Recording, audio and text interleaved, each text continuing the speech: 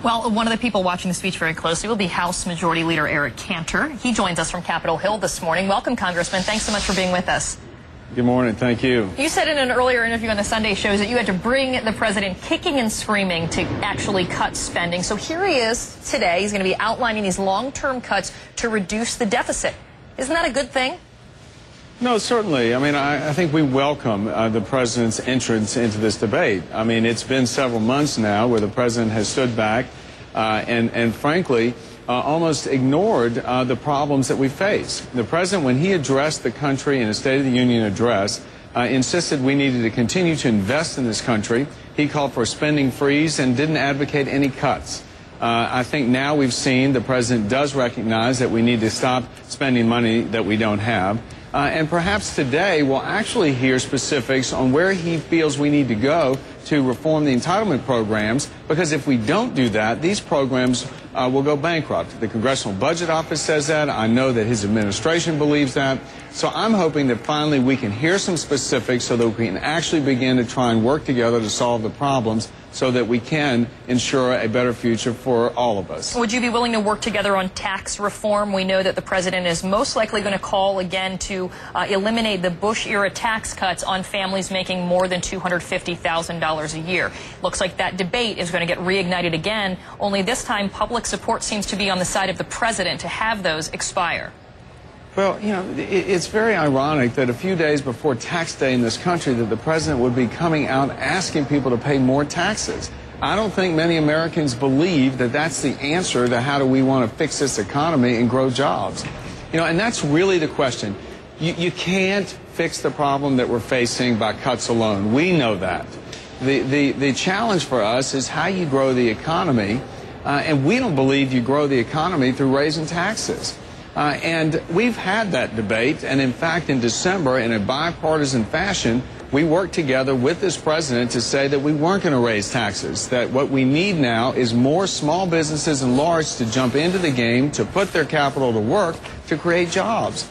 That's what our focus should be. It should be about getting more Americans back to work. As I said before, though, a new poll that we had, actually this was a poll from December, it may actually be even stronger against it, showing 62% of Americans are against extending the Bush-era tax cuts when it comes to people making $250,000 or more. But another poll that was taken more recently that is perhaps a little more interesting, it says, do GOP proposals to cut spending apply fairly to all groups? And the vast majority, 68%, said no.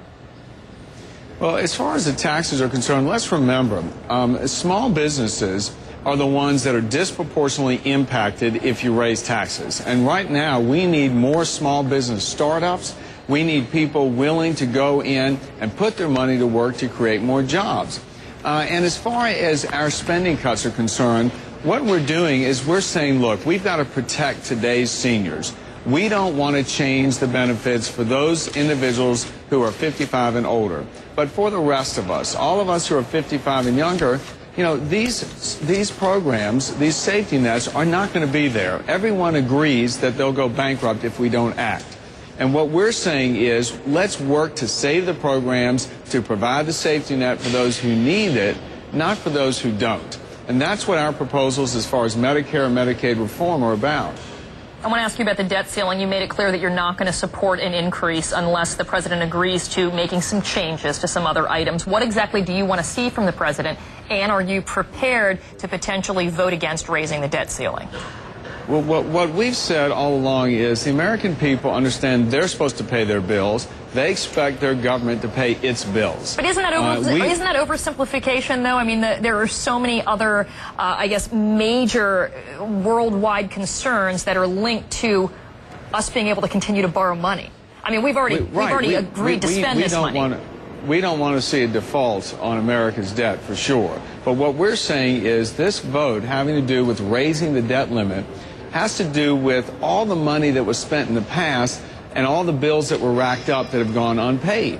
What we owe to the people that elected us is to ensure that that doesn't happen again, that we don't let spending get out of control. So specifically what we're asking for from this president is to join us in making sure that we guarantee to the people that elect us that we're not going to let spending get out of control again. And there are all kinds of different measures that are being considered here on Capitol Hill to make sure we put the brakes on spending.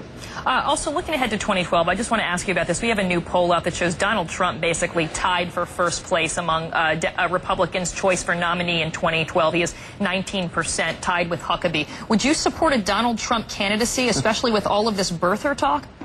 No, I don't think he is really serious when we see a campaign launched on the birther issue. Yeah, but don't you get nervous? I mean, you want to defeat the president in 2012, and you want a Republican to take over the White House. And is Donald Trump your best hope right now? No, I don't think so. Why is he doing so well in the polling? Again, you know, it's very early on in the political season. I think that there's some very weighty issues that we're going to have to tackle. What the American people are going to look for in a candidate for president in 2012 is, I think, someone who can be honest with the American people and face facts as far as the debt problem is concerned, and lay out there what we're trying to do as Republicans in Congress and say the time is up for kicking the can down the road. And we've got to prescribe a solution to fix the problems we're facing. It's not easy, but we're about a serious effort to try and get this economy back on track and to solve the debt problem. Well, it was good talking to you this morning, Congressman Cantor, Majority Leader from Virginia. Thanks so much for joining us. Thank you. Of course, we're